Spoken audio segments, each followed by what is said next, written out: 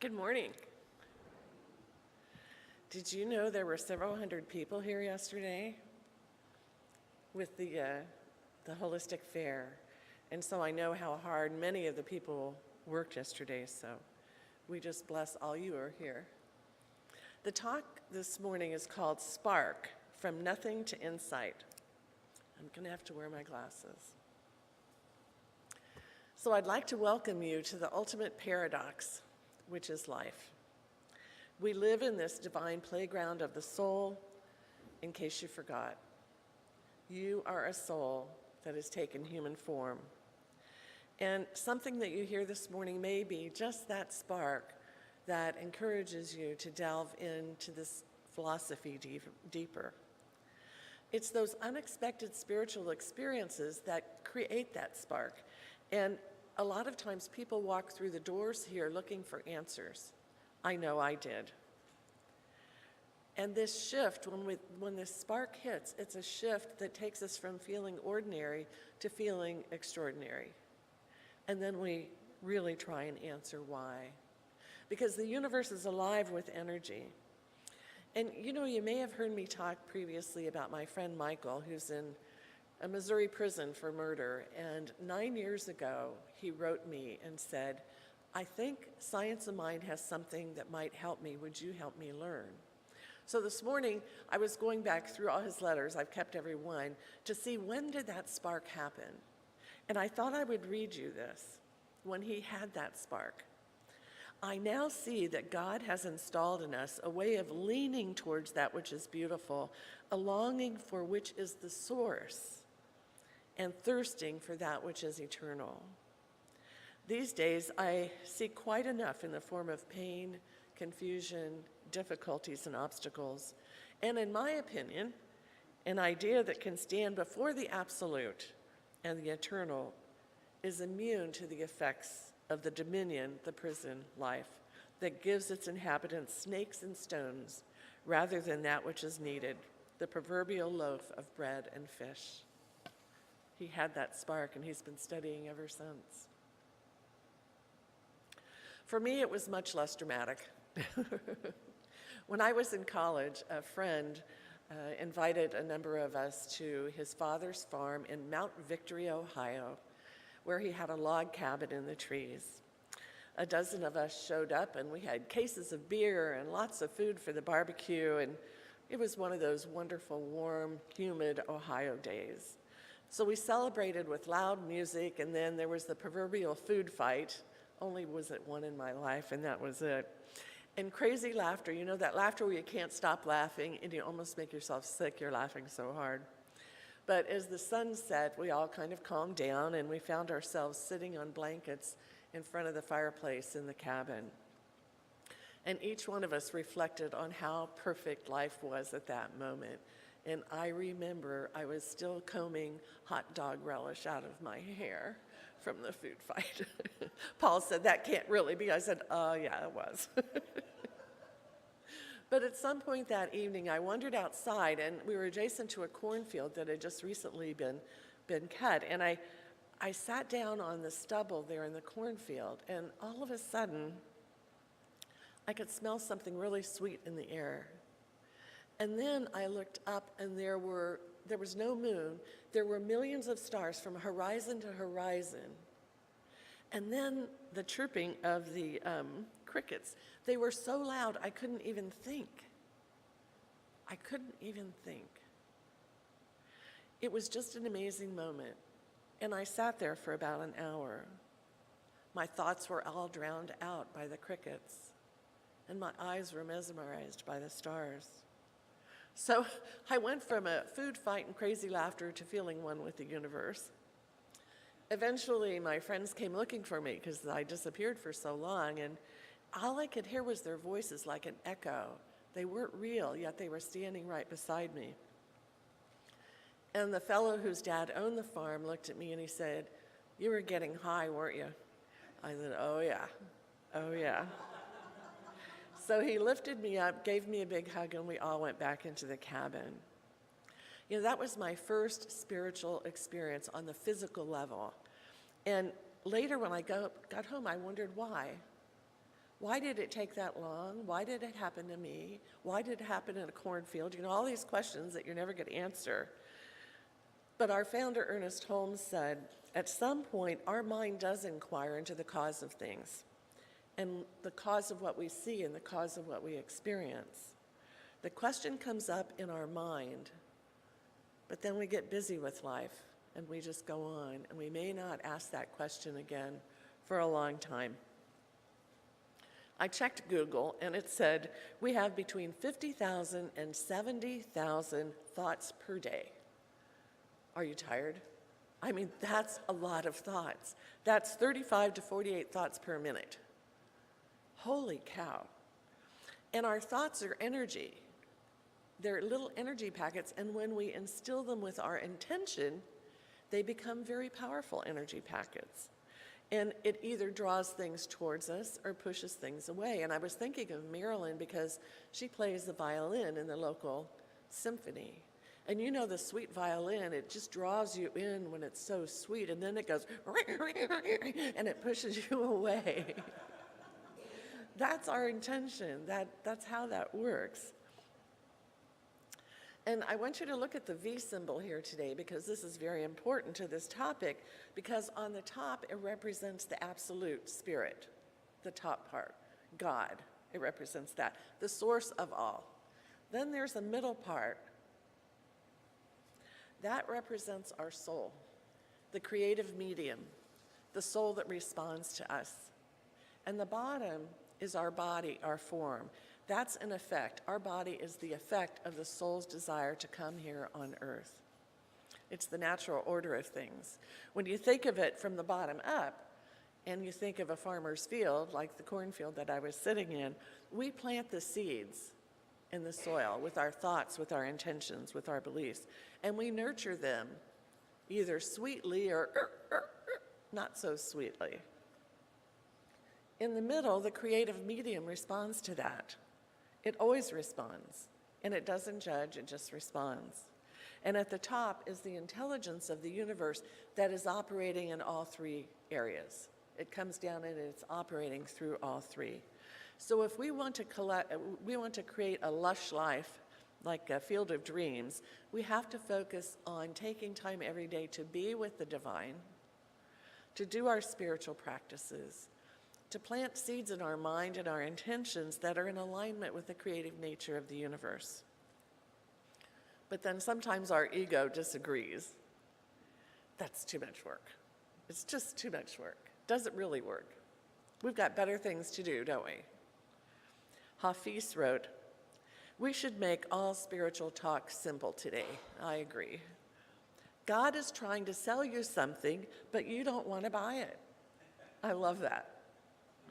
This is what your suffering is. Your fantastic haggling, your manic screaming over the price. Spiritual practices, taking time to be with the divine. I just think that's hilarious. So when we look at the V, we have direct access to the divine. It's in the realm of our body, mind, and spirit. We're factory equipped. We have intention at our fingertips. And the ego sometimes says, oh, no, that's a waste of time. It's very easy to waste our energy. We waste energy so many ways right now, like looking at the world and worrying about it, looking at politics, worrying about it. We worry about the people around us. We worry what's going to happen tomorrow. And we pay the price. That worry creates a price we pay mentally, physically, and spiritually. So, have you had enough of things that depress you? Would you be better off surrounding yourself with people that lift you up instead of put you down? If your ego says, no, I'm tough, well, I encourage you to meet with Diana or Chris after service. Talk to them. So let's go back to the soul's journey. Months ago, I shared my big Superman, Superwoman S here on this life's journey, taking human form to move beyond what I believe were previously blocks in our experience. So today is the time and today is the place. That's what brought me to this philosophy. I had been in management in the pulp and paper and wood-fired power business for many years. And every once in a while, I would have a difficult boss. But when I walked in these doors, I had the worst boss ever. And something pulled me here. And this boss would push my buttons, push me to do something unethical with a supplier, push me to just do things I knew in my mind were wrong. He wanted me to compromise my integrity. So I would go so far and then I'd dig my heels in, and then he would dig his heels in, and it was ugly. And it hurt a lot because I have expectations of what management's supposed to be about, helping people, develop people, not trample on them. So when I walked in the doors here, I felt brittle and dry. I was really dry. So this philosophy really started to nourish me. And when I started studying science of mind, I found out two things very quickly. Number one, that those difficult people were in my life to help me. Really takes a turnaround to see that, doesn't it? They were there to help me clarify how far I would go in messing with my integrity or what I thought was right and wrong. That was the spark that changed my whole way of looking at things, that these people were here to help me establish my boundaries, to help me establish my values, and to stand firm with that. Well, the next thing I did was I took a class called Creative Living. Anyone who has taken that class knows how deep that goes. So as I was suffering from the consequences of digging my heels in with my boss, Dr. James said, "Well, Mary, it's simple. You're the problem." No, that couldn't be. Me? I'm not a problem. He said, yeah. You refuse to love that person who's living underneath all that armor. And I said, that's right. I was the problem. If I really wanted to resolve this issue, I had to love and respect this person. Oh, that was hard. That was really hard. But in a few weeks, it worked. I changed a little bit. I didn't dig in my heels, but I didn't go to where he wanted me to go. But it didn't bother me. He wasn't pushing my buttons. It made it easier for him to change a little bit. But the best part of the day, that one day I'll never forget, is when he handed me a bonus check. Now, if any of you are Catholics, I took that bonus check. It was $12,000, and I went, Stations of the Cross. The 12 stations, I just went through the 12 stations of the cross. Anyway, if you're not Catholic, you wouldn't know that humor, but that was my ego immediately going, and then I backed off and thanked him with love. So that was good. So if you're feeling out of sorts and you're pushing back anywhere in life, even if you take your car into the mechanic and he said it's $2,000 and you push back, just think about this. Pushing back is stopping the energy flow of love and God's wisdom in your life. If you're worrying about little things or things you have no control over, and there's plenty of those out there, or if you feel like life is starting to suck you into a black hole, you know that feeling? Well, there's a guaranteed formula of how you got there, and I'm going to share that with you. It begins with self-criticism and doubt.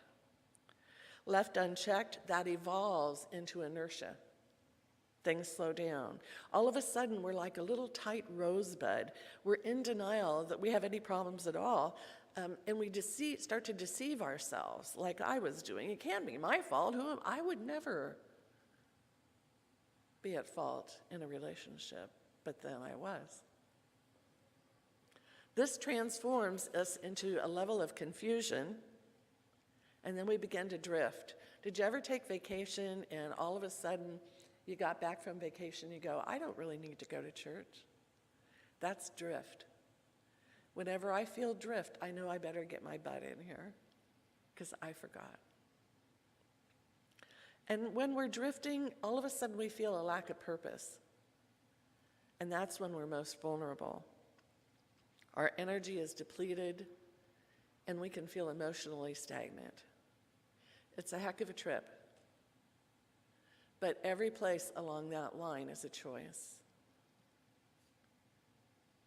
every place along that line is a waste of your precious time. So how special is this life?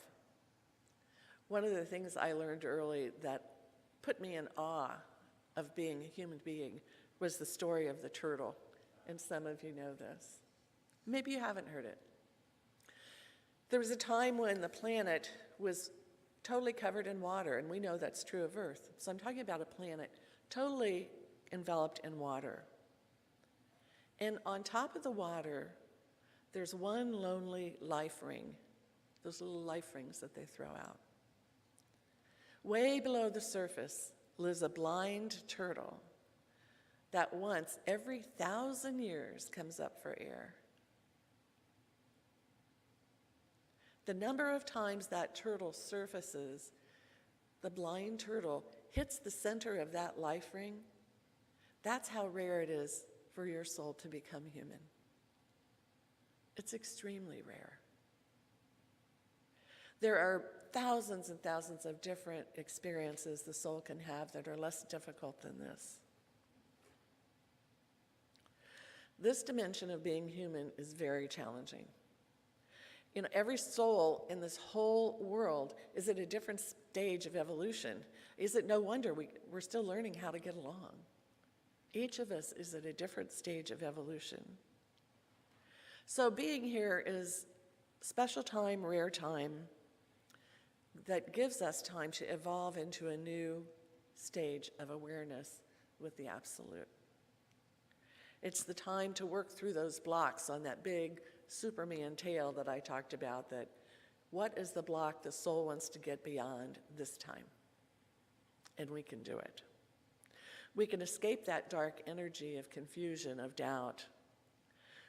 And we do that by working with someone who's grounded in the present moment. And for us in this center, we know that's our ministers, our practitioners. But the best friend we can talk to is our soul. What does our soul want? That's the topic of my class this summer, Writing Down the Soul. Janet Conner, who wrote the book, did many videos, you'll find them online, is an expert at talking to her soul. She's been doing it for years. Her workbook and her writing exercises are profound. They're just amazing.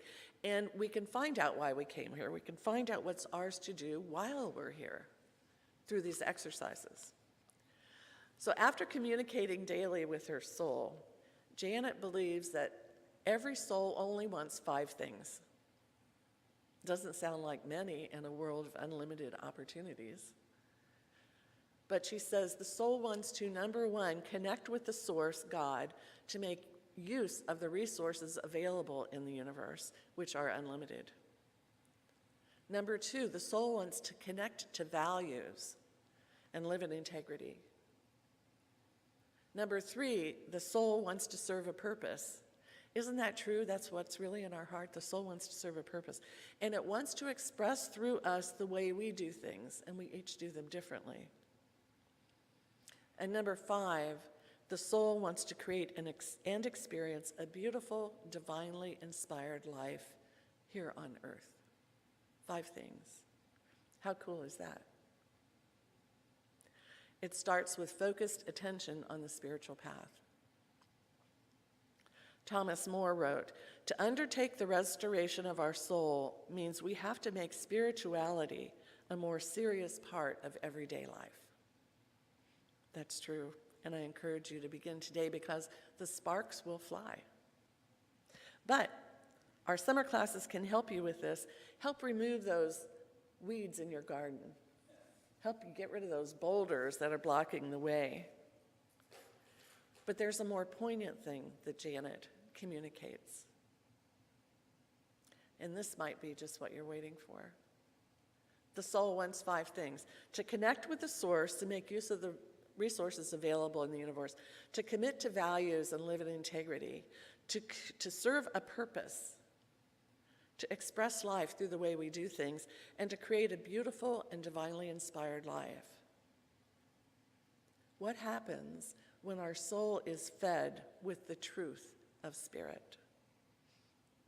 Remember the V. God is the source. God is values. God is purpose. God is the creative force of the universe. God is the center of our life. The ageless symbol of the connection with the One. So the truth is, all is well and all is complete. And what we do with this life is so important. So I hope this, just this prayer gives you the spark to jumpstart a more incredible life experience, to become the flame of love, power, peace, beauty, and joy. The world so needs it today. So let's pray about that.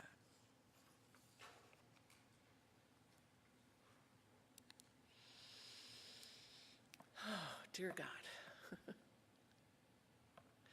That is how she begins. Dear sweet one,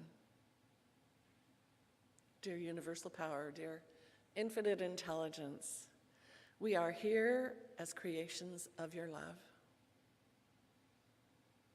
We are here to find the divine inspiration that is all around us, in us and through us if we choose to look, if we choose to feel, if we choose to take time every day and connect with you. If we take time every day to be in nature and feel the energy all around us, it is a beautiful experience if we choose to see it that way. We choose to have it be that way. We choose to know it's true. We choose to side with you. So I give great thanks for this opportunity to remember once again what we're really here doing. What is this life all about? Whether you find that spark in a cornfield or find it in prison or any kind of prisoner type experience in your life, God says yes, always, and welcomes you to the divine inspiration of life. So I accept that for everyone here this morning, knowing this is a brand new day, and God is showing the way. And so it is. Thank you.